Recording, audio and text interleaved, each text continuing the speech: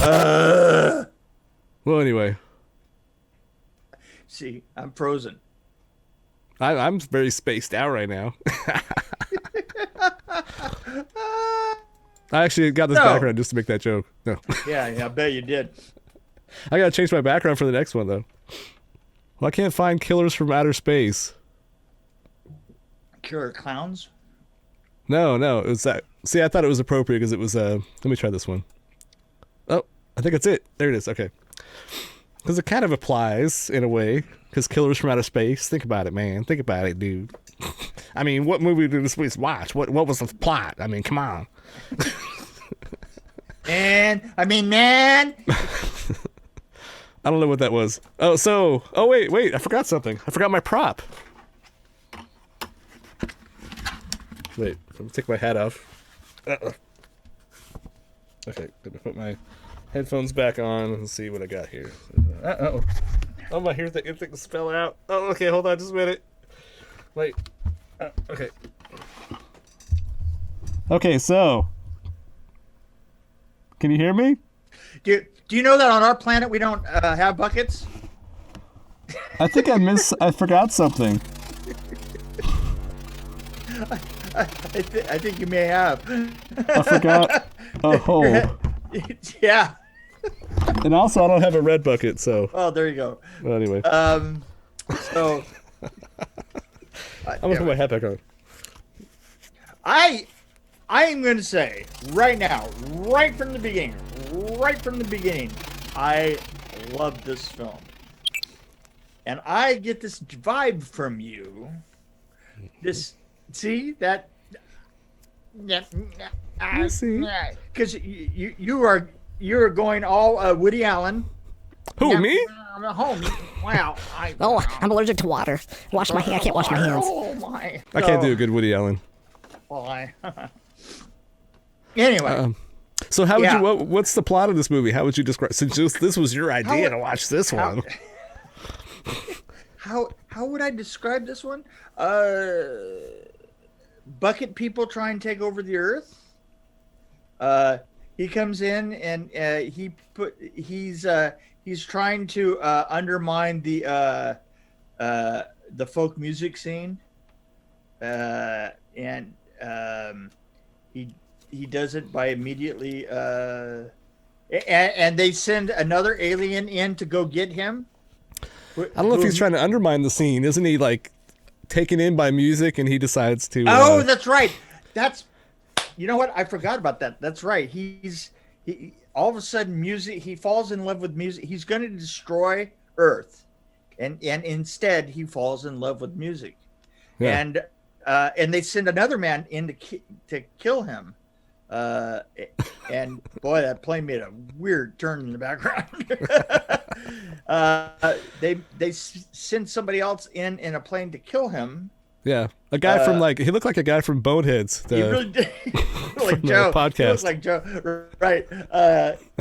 And that guy falls in love with music too, and so they decide that Beans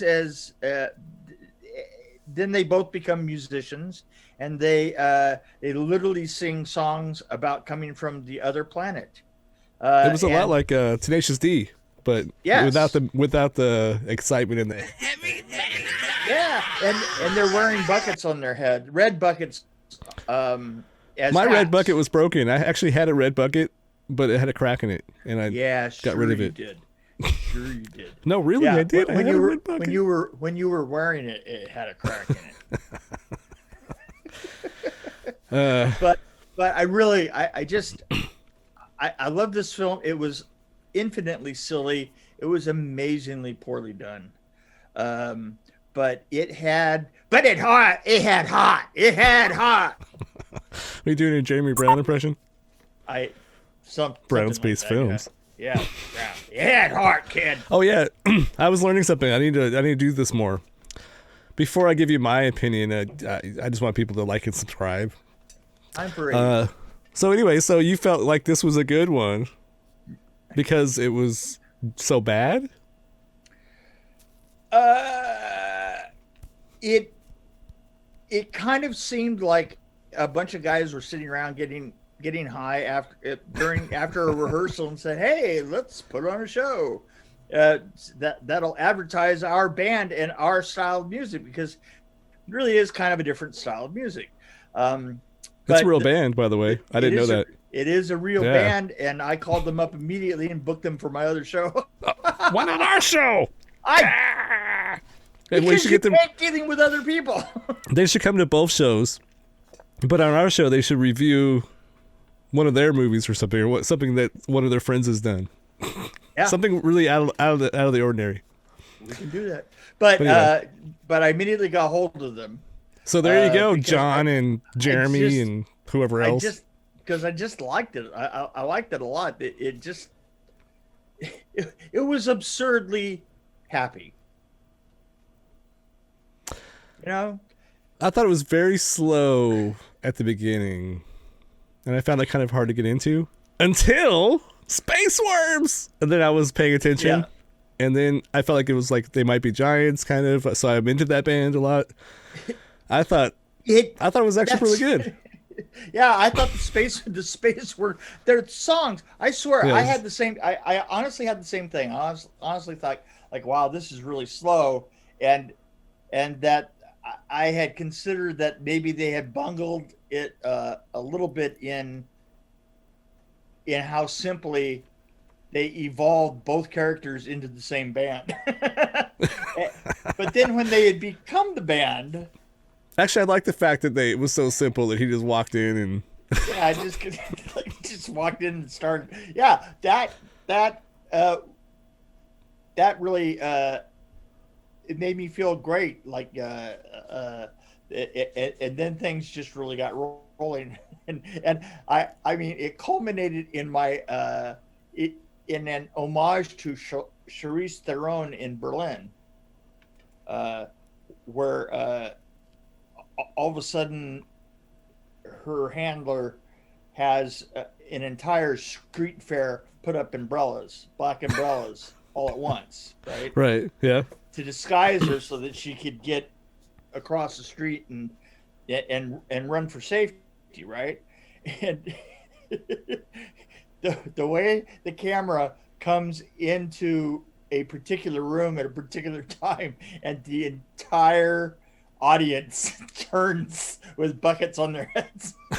And all of a sudden, and you totally went of course, because of course they're nerdy fans, right? So they're wearing the buckets, and I was just like, yeah, of course that would happen. Well, when you have them on your rabbit hole show, you should have your co-host wear a bucket on his head the whole time. Oh yes. Yes. Has to have a pipe and coming out of it in its head, though.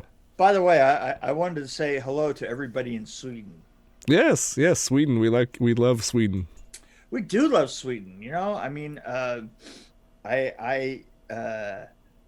retro movie review has a Swede in it, and I have done absolutely nothing but praise and mock him constantly. So it's sort of a praise, mock, praise, mock, praise, mock. Because I'm wondering if we're more popular with Sweden than his show. Well, yeah. But a good question is how did we wind up 28th in India? I think there's only 28 podcasts in India. You know what? That was just racist. No, I'm talking about in that category, because they put us in a category. So I'm like, maybe there's only 28 podcasts in that category. So we're 28 in India. American horror films. American Horror Review. Yeah, it's a pretty small category. But you know what? Wait. You know, I kept thinking to myself, is maybe there's only 62 podcasts in Sweden that are in our category. But here's the thing. I looked, and there were people underneath us. So oh, really? I actually checked it out. I can't remember that website. It's Chartable, yeah.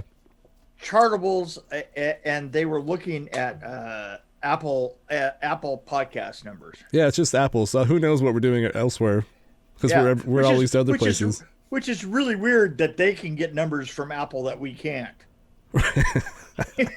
Well, I have a question. So if we have all these listeners, where the Where are they? Why aren't they liking and subscribing us?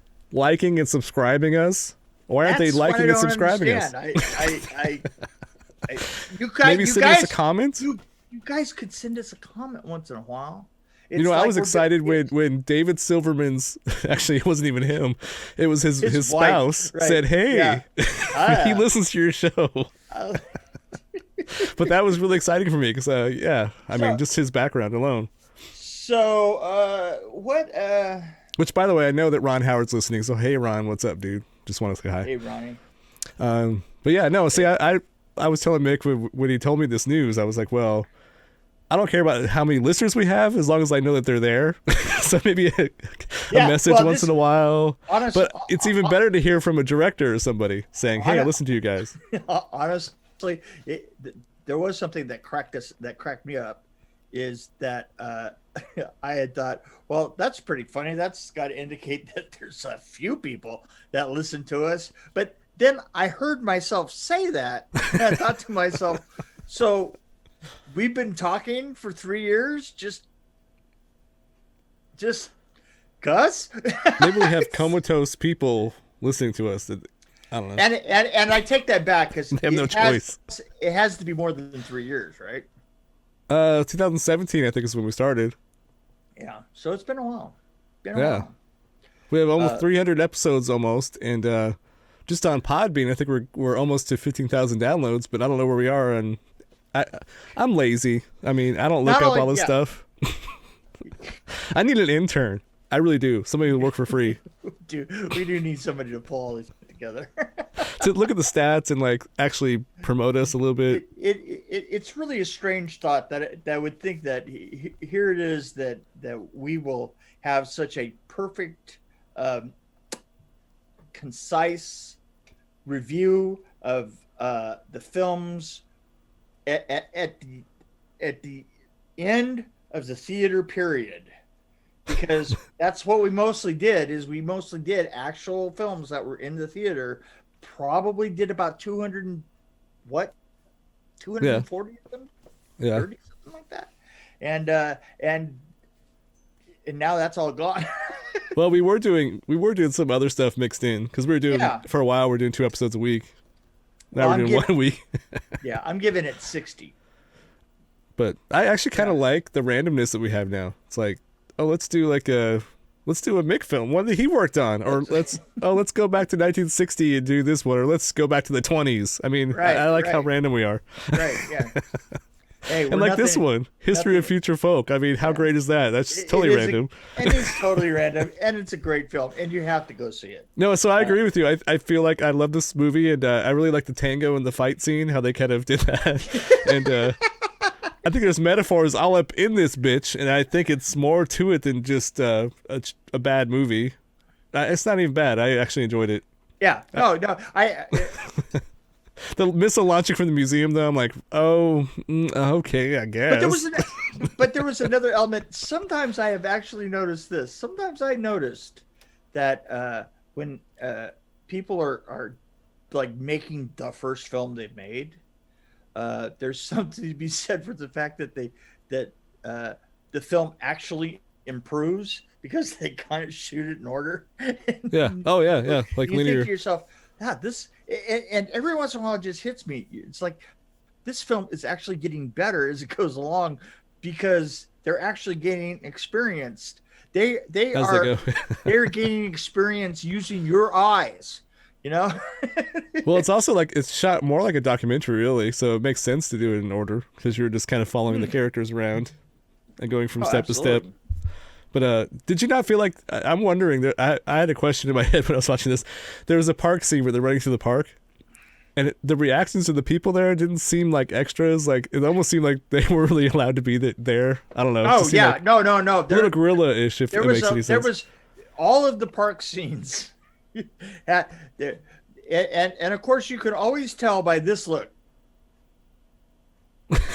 You know, people in the background are like, yeah, Johnny. It's like, and you get a lot of it. In fact, there were a whole lot of those kind of looks in that film, and there were even some I might notice when they were in the space the space building, right? Yeah. Because there was a scene where somebody was going back, like there was a group at the end of the corner door, and they're looking at papers in front, and this guy just kind of looks down like.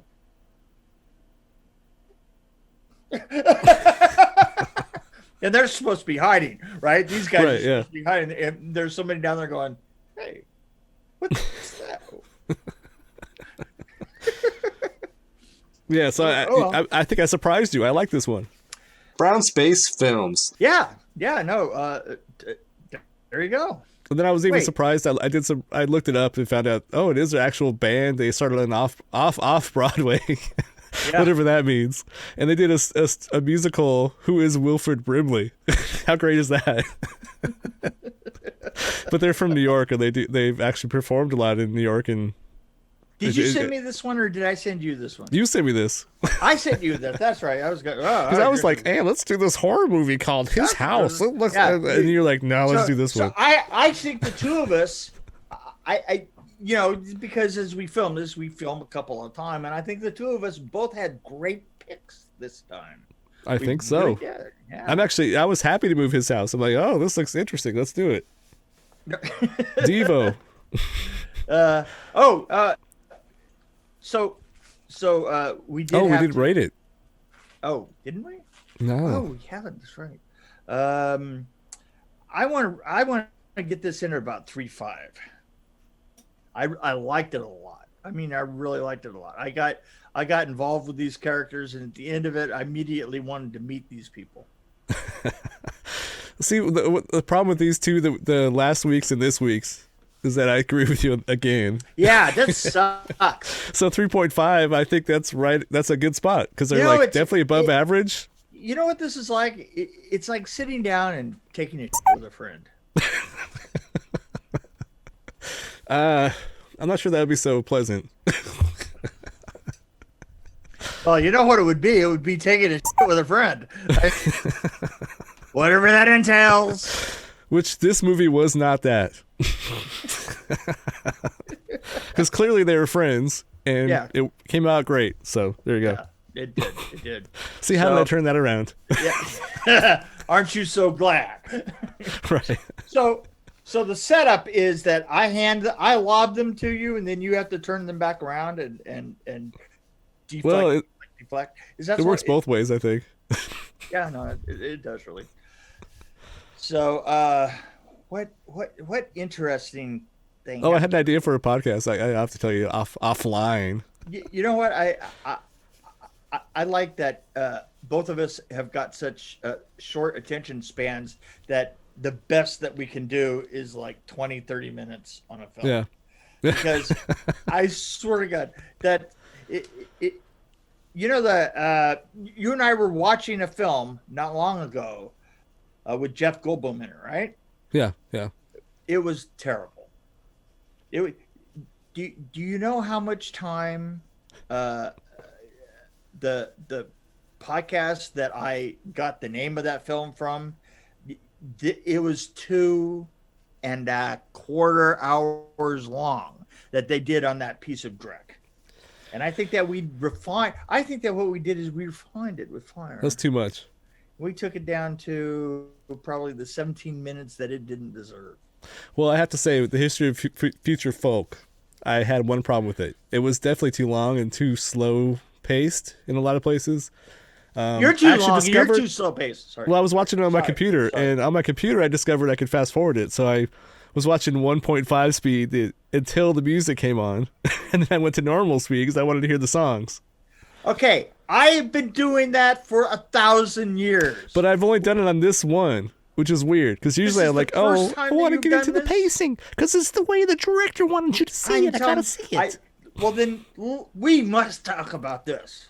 Okay, I've gotten to the point to where, especially in older films, especially when you're looking back at the black and white era, that and I've always said that 80s is editing styles change all the time, and I think that they tend to get shorter and shorter and shorter to match our attention spans, right? What were you saying? And that, exactly. See, that's what I'm saying.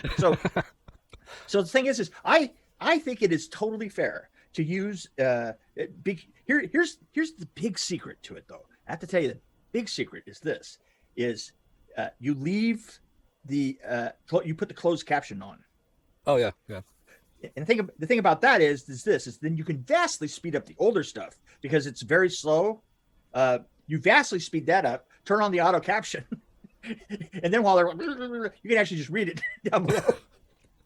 Oh, so we should do more foreign movies then. Yes. I was hesitant to see any more foreign movies after that Swedish one we did. Ani Lara. Yeah, well, what you could do is you could actually send me good ones. Actually, well, that's one we disagreed on. Why don't you look for classic Italian horror? Yeah. Did you say horror or horror? Because there's a big difference between a classic Italian horror. Either one. What I would love. There is a YouTube. We ought to at least once every couple of months do a couple of YouTube reviews and have them running in the background. Because one of my favorites right now is from 1974. It's a YouTube clip of a guy, a famous Italian singer that's on this lavish stage, and it's a big TV show. It's a TV special for him, right? And what he does is he comes up on Italian and it reads out. It goes, "This is American songs are so popular, and you can't understand them anyway." And because it says that in Italian, and you can't understand them anyway, so we wrote our own Italian song and our own American song that we're going to perform in not real American. And it is hilarious. It's just like they just make up words, that sound like American words. Oh, and they yeah. do these American moves. Like there's these dancing cigarettes. It is hilarious. You would love it. So you're saying we should do a reaction video? Yeah. Yes. We should do a behind the scenes of our show. Do an episode of us doing interviewing, like the one with I don't know, like George C. Romero or something. Like, yeah, I remember I was really hungry when we shot this, and it's like, I know. Never mind. That'd be so boring. Never mind. No, yeah. What you do is then you just superimpose, things like a plate of food and have a fake arm coming up and feeding me or feeding you, or like, yeah, we were really drinking that night. No, I'll do a mannequin and do like behind the back shot. Yeah, there you go. So it looks like me, from behind. Yeah. So I think we've worn all this out already. I think so. God damn, we're getting so fast at this. Well, let me know when this rabbit hole is going to be with the guys from that movie, because I want to see him with. I want to see Bucket. I want to see Buckethead. Oh, great! Hey, just make sure you let him know it was my idea, though. Of course, TJ, right? Okay. Wear a bucket. Right. Oh yeah. Kurt thought of this. Isn't this great? You can cut a hole in yours, though. Can I? So I can see what's going on? You're a production designer. Come on, you got to do some tubes and like antenna and stuff.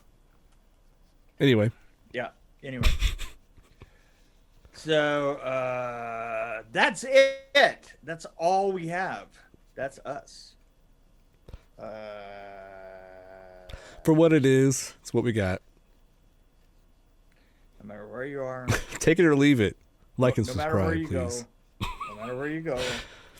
There you are. It's coming natural. I'm just going to work it into like and subscribe. I'm going to keep talking, but I'm going to say that so it's kind of subliminal. And subscribe. See, I would have to get it down to like a single word. Live. Live. Like and subscribe. Live. No matter what you do, live. Send us your comments. Tell us how much you hate us. Yes. I'd rather have that actually. Well, All those MAGA supporters yeah. are probably mad now. Oh, that hurts because you I know what? apologize. I can tell you how much I hate you at any time. That's true. And you never ask. You never ask me.